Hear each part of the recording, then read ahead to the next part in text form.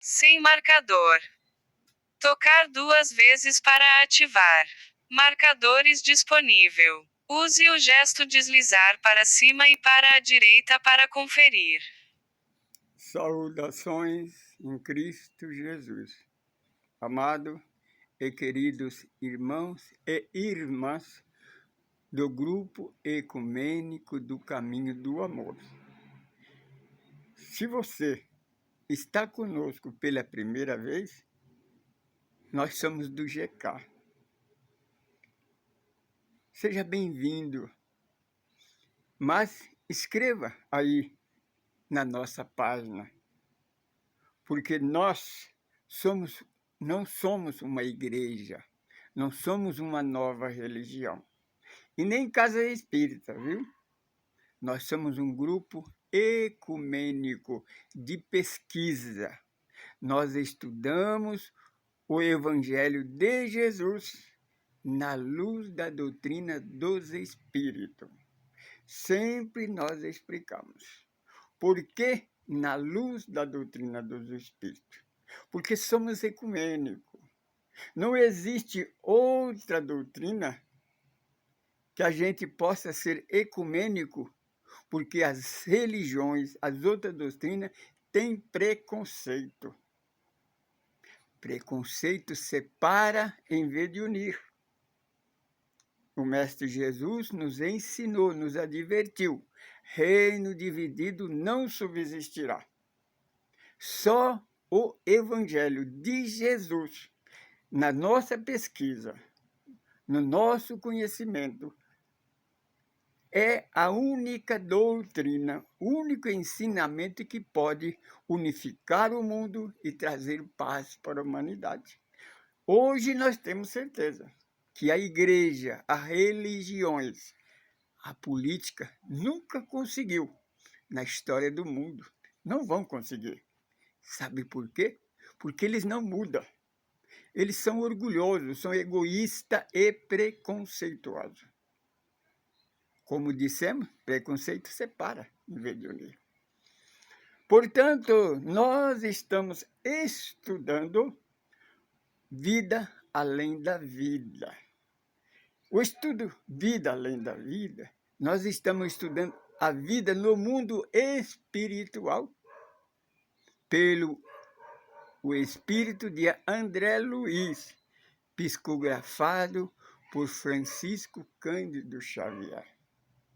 Ele nos deixou 13 livros didáticos falando sobre o mundo espiritual, contando a vida além da vida.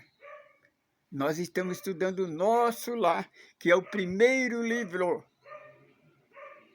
Acabamos de gravar e já está na internet aí o capítulo 29, que é a visão de Francisco. Não bastando a curiosidade de André Luiz, no caso do Francisco, de repente apareceu um mensageiro, Salústia. E ele então veio e disse à enfermeira Narcisa: tem aí uma senhorinha por nome Paulina, ela deseja visitar o doente da ala 5. Antes de dar permissão a ela, eu achei melhor comunicar com você. Ela disse: pode mandar, pode deixar ela entrar. Ela tem autoridade da ministra venerana. Nas horas vagas dela, ela está ajudando os familiares. O mensageiro saiu rapidamente. A enfermeira, a nossa irmã, me convidou. Nós fomos até a ala. 1 minuto depois, estava diante de nós uma jovem, vestida de traje, uma túnica de seda, brilhante de luz, linda, semblante de beleza, de formosura, mas notava-se o olhar triste. Aí então ela pergunta para nossa irmã Narcisa: e ele, como é que está? E ela disse: não está muito bom, não. Continua no mesmo. Então, chegamos a perto, então, de um senhor de idade, cabelos emaranhados, barbudo, com ar de pessoa muito nervosa, muito brava. Na hora, tive antipatia por aquele ser, né? Aquele ser imprescindível, né? Mas quando eu pensei isso, eu lembrei da minha irmã, a Laura. Revisei o meu pensamento e disse, pensando assim, como será eu quando eu cheguei aqui? Não teria eu a mesma aparência? Então, de repente, eu envolvi aquele irmão naquilo que eu estava aprendendo, numa luz. Então, em vez de repulso, em vez de julgamento, eu passei a apiedar daquele nosso irmão que precisa de ajuda, não de condenação. Aquela jovem chegou, acariciou a fronte daquele velhinho e disse, e aí, papai, como o senhor está? Está melhor? Ele, então, quase num grito, disse, ai, ai, eu não consigo esquecer aquele maldito, aquele infâmio. Ele não sai dos meus pensamentos. Eu vejo ele preparando o veneno para me matar. Pai, papai, o senhor tem que esquecer disso daí. Lembra que ele era um filho querido, que Deus o colocou na nossa família. Filho, gritou ele, filho do inferno.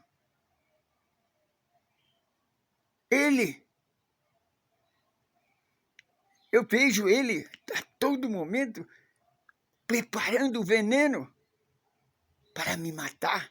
E você quer que eu chame de filho? Pai, perdoa. O mestre de Nazaré nos ensinou perdoar os nossos irmãos. Nós somos filhos de Deus. Todos nós somos filhos de Deus. Todo merece o nosso perdão. Perdoar, jamais. Eu nunca vou perdoar ele. Então, disse ela, papai, eu tenho visitado eles. As duas irmãs, mas o outro, meu irmão, os irmãos estão debatendo nos tribunais por causa da herança. O senhor deixou 1.500.000 cruzeiros. Agora eles brigam por herança. Um quer receber mais do que o outro. Sabe por quê, meu pai? Porque o Senhor nunca os ensinou a lei do amor. Nunca ensinou a servir ao nosso Mestre Jesus. Mas, enquanto nós vagávamos de qualquer maneira, o Senhor e a mãe só se preocupavam em ajuntar, agarinhar dinheiro, fazer tesouro. Veja o que restou. Essa herança que agora eles brigam por causa disso. Nas horas de folga, na hora que eu posso, eu vou até ele, tento consertar, amenizar as coisas, mas não tem como. Eles são irrevertíveis. Eles só têm a moeda, só têm o tesouro, o dinheiro na sua visão, porque eles não aprenderam o amor de família, a união família. Mamãe, papai, há poucos dias, eles internaram no hospício, como louca. A mamãe fora do redil, do lar, agora os 4 brigam. As irmãs e os irmãos brigando para ficar com a herança. Então, a irmã Narcisa aproxima dela e ela disse: irmã, me lembro de quando, no dia em que a senhora foi comigo, na hora em que ele preparava o remédio da eutanásia, nós tentamos impedir, mas foi irredutível e deu no que deu. Aí então ele começou a espraguejar. Filho infeliz, filho. Então a nossa irmã Paulina quis debater com ele, a nossa irmã Paulina olhou para ela e fez sinal negativo. Ela então calou-se. Nosso irmão Salúcio veio e foi cuidar dele, que ele estava revoltado, deu um ataque de histerismo. Ela então despediu e foi embora. Prezado irmão, prezada irmã, você que nos segue, nós tentamos, nesses estudos, porque todos os capítulos nós colocamos algo a mais. É que nós colocamos entre aspas. Lembra que este senhor, ele e a esposa dele, criaram 3 filhos, um adotivo. Estudou a médico, mas só que eles não conheceram o amor de Deus, não conheceram o amor familiar, só na vida abastada, numa vida que tudo que eles quisessem era comprado, não tinha dificuldade. Então, o sonho ideal é só juntar dinheiro. Na terra, na existência carnal, lembra do aconselho, a advertência do mestre de Nazaré? Porfiar por ajuntar tesouro do céu. Porque o tesouro do céu, ferrugem não corrói, ladrão não rouba. Mas, quando nós chegamos no corpo de carne, nós então pensamos só enriquecer, criar poder. Nos nossos dias, quase todo o tempo, na história da humanidade, o homem religioso, que conhece as dádivas de Deus, conhece o Evangelho, ele começa a vender as bênçãos espirituais, distorce a palavra, mente, faz tudo para ganhar poder, para criar império. Usa a mediunidade, os dons de Deus, para benefício próprio. Ele recebeu isso para a sua evolução espiritual, porque nós estamos na evolução espiritual para a vida eterna, para ser um anjo de Deus, para ir para o mundo feliz. Como disse o nosso irmão Paulo, nós vamos de existência em existência até atingir a estatura da perfeição. Essas existências é a reencarnação na carne. Cuidado, você que conheceu a palavra, você que está com o Evangelho na mão e distorce, não dá ouvido às mensagens do Mestre Jesus. Você sempre reverte a verdade. Você, meu irmão político, você que está no poder, você tem oportunidade de ajudar as pessoas que não têm essa voz. Você foi escolhido, colocado aí, esse bastão de poder na sua mão para ajudar. Não é para você extorquir, para você tirar o que é dos nossos irmãos. Nós temos o Pai, o único Pai que é Deus. Ele nos deu, criou todo este universo e deu de herança para nós.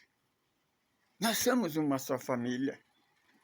Por isso que nós, do grupo ecumênico do Caminho do Amor, nós ensinamos a implantar o Evangelho no lar, a pregar o Evangelho no lar, como Jesus começou a ensinar lá na casa de Pedro. Quando lá na casa de Pedro ele encontrou com o professor Nicodemo, professor de teologia, que ensinava a igreja, mas pelos conhecimentos que ele ouviu falar do mestre de Nazaré, ele chegou à conclusão verdadeira que o ensinamento da igreja não passava além do telhado, mas que o Evangelho de Jesus é a única palavra, o único ensinamento que pode ultrapassar para a vida eterna, que é o ensinamento do amor. Não é para juntar poder, não é para vender, para negociar com Deus. Dá de graça o que de graça a Deus. Ainda é tempo. Convidamos a você, se ajunte a nós. Vamos estudar, vamos analisar o Evangelho de Jesus. Vamos estudar o Novo Testamento, minha irmã. Lembra, o Velho Testamento terminou na cruz do Calvário, quando Jesus disse, Pai, tudo está consumado. A primeira aliança acabou naquele dia, começou a nova aliança. Agora, fora da caridade não há salvação. Fora da igreja não há salvação, ficou na cruz do Calvário. Só o Evangelho de Jesus pode te libertar o mundo e salvar a humanidade, porque só Jesus é a porta. Só Ele é o bom pastor. Só Ele é o pastor que deu a vida pelas ovelhas. É o único pastor. Ele é o único caminho, na verdade e na vida. Se você quer ir para a vida eterna com Deus, você precisa aceitar Jesus realmente e segui-lo. Os seus ensinamentos, Ele nos adverte. Os meus verdadeiros discípulos serão reconhecidos pela maneira de amar. Se você tem preconceito, meu irmão, alerta.